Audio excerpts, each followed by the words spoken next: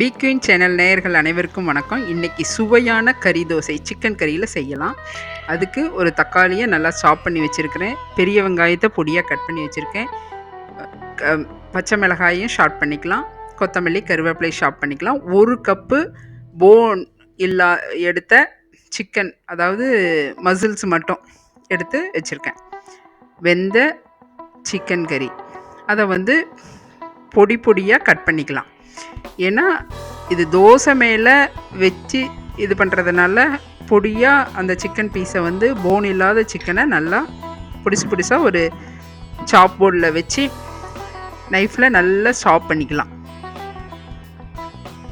இது நம்ம ஆல்ரெடி குழம்பா வச்ச சிக்கனை கறியை நம்ம இந்த மாதிரி பொடிசாக வெட்டிக்கலாம். அதை நல்லா ஒரு கிரேவி பண்ணிடலாம். அடுப்பு ஆன் பண்ணி ஒரு கடாய் வச்சுக்கலாம். அது ஹீட் ஆனோடனே கொஞ்சமாக ஆயில் விட்டுக்கலாம். இது இந்த மாதிரி நம்ம கிரேவியாக பண்ணி நம்ம தோசையில் வைக்கும்போது நல்லா டேஸ்ட்டாக இருக்கும். கொஞ்சமாக கடுகு, கொஞ்சம் ஜீரகம், ஒரு பிஞ்ச் ஜீரகம், இதெல்லாம் வெடித்து வரட்டும். நம்ம ஆல்ரெடி எப்போவுமே நம்ம சிக்கன் குழம்புல இருந்து எடுத்து வேறு மாதிரி தாளிப்போம். இது கொஞ்சம் நார்மல் ஒரு ஸ்பெஷலாக தாளித்து செஞ்சால் சூப்பராக இருக்கும். ஷார்ட் பண்ணின பெரிய வெங்காயத்தை போட்டுக்கலாம். சின்ன வெங்காயம் வேணுனாலும் ஷார்ப் பண்ணி போட்டுக்கலாம். இன்னும் நல்லா டேஸ்ட்டாக தான் இருக்கும். இதெல்லாம் நல்லா வரட்டும், கண்ணாடி பதம் வரட்டும். அதோட கருவேப்பிலை, பச்சை மிளகாய், கொத்தமல்லி தழை இதெல்லாம் சாப் பண்ணி அதோடு சேர்த்துக்கலாம். எல்லாம் ஒன்று போல் நல்லா வதங்கி வரட்டும். நம்ம இந்த மாதிரி வதக்கி கறி தோசை செய்யும்போது நல்லா டேஸ்ட்டாக இருக்கும். அப்போதைக்கு தாளித்து செய்யும்போது நல்லா டேஸ்ட்டாக இருக்கும். ஒரு பிஞ்ச் மஞ்சள் பொடி போட்டுக்கலாம்.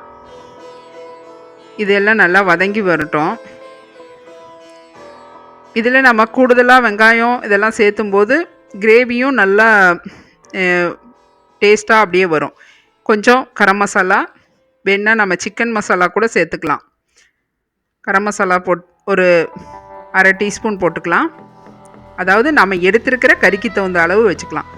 நம்ம ஷார்ப் பண்ணி வச்சுருக்கிற தக்காளி, ஒரு தக்காளி சாப் பண்ணி வச்சுருக்கேன், அதையும் சேர்த்து நல்லா வதக்கி விட்டுக்கலாம்.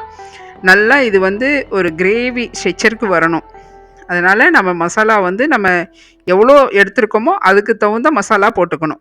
இதோட நம்ம சிக்கன் எடுத்தால் சிக்கன் மசாலாவோ கறி மசாலாவோ அல்லது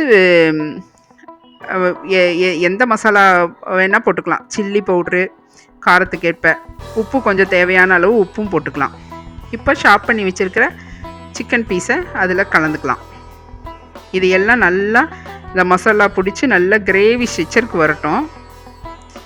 நாம் ஒரு தோசை மேலே அப்ளை பண்ணும்போது அது நல்லா பிடிச்சி வர அளவுக்கு நம்ம அந்த கிரேவியை ரெடி பண்ணிக்கணும். நல்லா அதெல்லாம் ஒன்று போல் சேர்ந்து வரட்டும். பாருங்கள், இந்த மாதிரி நமக்கு இது பத்தலையா இன்னும் கொஞ்சம் தக்காளி கூட சேர்த்துக்கலாம், மசாலா பொருள் சேர்த்துக்கலாம். இப்போ அதெல்லாம் ரெடி ஆகிடுச்சு. இப்போ நம்ம தோசை ஊற்றிடலாம். ஒரு கல் வச்சு நல்லா கல் காய்ச்ச உடனே தோசையை ஊற்றிக்கலாம். இப்போ இந்த தோசை ரொம்ப மெலிசாவும் ஊற்ற வேண்டாம். மெலிசா ஊற்றுனா நம்ம மேலே கறி பீஸை அப்ளை பண்ணுறது சிரமமாக இருக்கும், பிடிக்காது அதுக்குள்ளே தோசைக்குள்ளே. ஏன்னா அதே ரொம்ப ட்ரை ஆகிடும். இப்போது ஒரு மீடியமாக ஊற்றி ஆயில் விட்டுக்கலாம். ஏன்னா நம்ம இப்போ கறி பீஸ் வச்சோன்னா அதில் மசாலா அதில் தோசையில் இறங்கணும். அப்போ தான் அது டேஸ்ட்டு கொடுக்கும். இந்த அளவுக்கு மீடியமாக, ரொம்ப மொத்தமாகவும் இல்லாமல் மெலிசாவும் இல்லாமல் மீடியமாக ஊற்றி ஆயில் விட்டுக்கிட்டு அது மேலே நம்ம வதக்கி வச்சுருக்கிற கறி பீஸை போட்டுக்கலாம். இந்த மாதிரி போட்டு அப்படியே பரப்பி விட்டுக்கலாம். உங்களுக்கு தேவையான அளவு அந்த தோசை ஃபுல்லாக ஃபில் ஆகிற அளவுக்கு அப்படியே கலந்து விட்டுக்கலாம். நம்ம ஆல்ரெடி வதக்கின கறியில் நம்ம ஃப்ரெஷ்ஷாக வதக்கி செய்கிறோம். அதனால நல்ல டேஸ்ட்டு நல்லாயிருக்கும். பாருங்கள், இந்த மாதிரி எடுத்து வச்சு நல்லா பரப்பி விட்டுக்கலாம். தோசை ஃபுல்லாக கவர் ஆகிற மாதிரி. இது ரெண்டாவது அந்த மாவில் இறங்கும் அந்த எசன்ஸு ஃபுல்லாக ஃபில் ஆகிடணும். தோசையை சும்மா கொஞ்சம் போல் மட்டும் வைக்காமல் ஃபுல்லாக பரப்பி விடணும். இது இந்த அளவு பரப்பி விட்டு நல்லா வேக விட்டுறலாம். ஆயில் இன்னும் கொஞ்சம் மேலே கூட விட்டு நல்லா வேக விட்டுறலாம். அடுப்பை மீடியமாக வச்சு நல்லா வேக விட்டு அது நல்லா பிடிச்சிரும். அதுக்கப்புறம் திருப்பி விடணும். பாருங்கள், இப்படி உதிராமல் அதெல்லாம் பிடிச்சிக்கும். மாவு இருக்கிறதுனால அது உளுந்து வராது, உள்ள வந்து இறங்கிடும். திருப்பி விட்டு நல்லா வேக விட்டு எடுத்துடலாம். ஏன்னா ஆயில் கூட விட்டுக்கலாம்.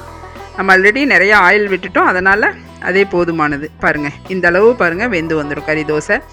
இதில் பாருங்கள் உதிராது கம்மியாக தான் இருக்கும், எல்லாம் உள்ளறையே ஃபுல்லாக பிடிச்சிக்கிச்சு. இதே மாதிரி நம்ம இன்னொரு தோசை ஊற்றி எடுத்துக்கலாம். நம்ம பாருங்கள் கலக்கிறது, அந்த தடவி விடுறது கொஞ்சமாக இது பண்ணினா போதும், ரொம்ப மெலிசாலாம் பண்ணக்கூடாது. ஓரளவு திக்னஸ் இருந்தால் மட்டும்தான் நம்ம கறியை வந்து அப்ளை பண்ணும்போது ஊத்தப்பம் மாதிரி இல்லாமல் கொஞ்சம் இன்னும் கொஞ்சம் கம்மியாகுது. ரொம்ப ஊத்தப்பமாக இருந்தால் மொத்தமாக இருக்கும். ஓரளவு பிடிக்கிற அளவுக்கு மீடியமாக ஊற்றிக்கலாம். ஊற்றி ஆயில் விட்டு அதுக்கு மேலே நம்ம இருக்கிற கறி பீஸ் எல்லாம் ஃபில் பண்ணிக்கலாம். இந்த மாதிரி வச்சு நம்ம ஃபில் பண்ணும்போது மாவில் அப்படியே இறங்கிடும், தோசை ஃபுல்லாக இறங்கிடும். நம்ம தோசையை பிக்கும்போது வந்து கலர்ஃபுல்லாக இருக்கும். இந்த மாதிரி நல்லா ஃபில் பண்ணிக்கலாம். ஃபில் பண்ணி அப்படியே அதே ஸ்பூனில் நம்ம தடவி விட்டுறோன்னா ஃபுல்லாக கவர் ஆகிடும்.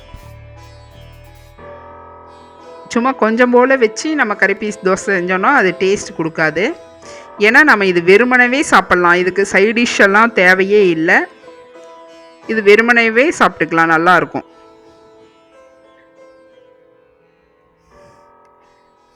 இந்த மாதிரி தடவி விட்டு ஆயில் விட்டு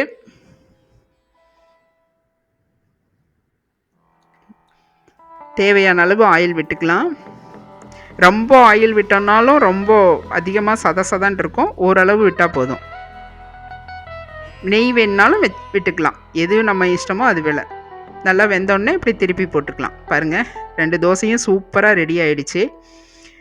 அளவு பாருங்கள், தோசை ரொம்ப மொத்தமும் இல்லாத சன்னமாகவும் இல்லாத மீடியமாக இருக்குது. இதை வந்து நம்ம வெறுமனவே சாப்பிட சூப்பராக இருக்கும், அவ்வளோ டேஸ்ட்டாக இருக்கும். சிக்கன் கறி தோசை மட்டன்லேயும் செய்யலாம். இதுக்கு வேணா சிக்கன் குழம்பு நான் எக்ஸ்ட்ரா எடுத்திருக்கேன். பாருங்கள், பிச்சு காமிக்கிறேன். நல்லா சாஃப்டாக சூப்பராக வந்திருக்கும். இதோட சட்னி கூட தொட்டு சாப்பிட்டுக்கலாம். சிக்கன் குழம்பு மட்டன் குழம்பு எது வேணா. பாருங்கள், தோசை ஃபுல்லாக கலராகி வந்திருக்கு பாருங்கள், அவ்வளோ டேஸ்ட்டாக இருக்கும் இந்த மாதிரி செஞ்சால். இதுக்கு நம்ம வேணும்னா நம்ம சைடிஷ் வச்சுக்கலாம், இல்லை வேண்டான்னா அப்படியே கூட சாப்பிட்டுக்கலாம். சிக்கன் குழம்பு தொட்டு சாப்பிடும், அவ்வளோ டேஸ்ட்டாக இருக்கும். நீங்கள் இதே மாதிரி செஞ்சு பாருங்கள். பிக் குயின் சேனலை லைக் பண்ணுங்கள், சப்ஸ்கிரைப் பண்ணுங்கள். மீண்டும் அடுத்த வீடியோவில் சந்திக்கலாம். நன்றி, வணக்கம்.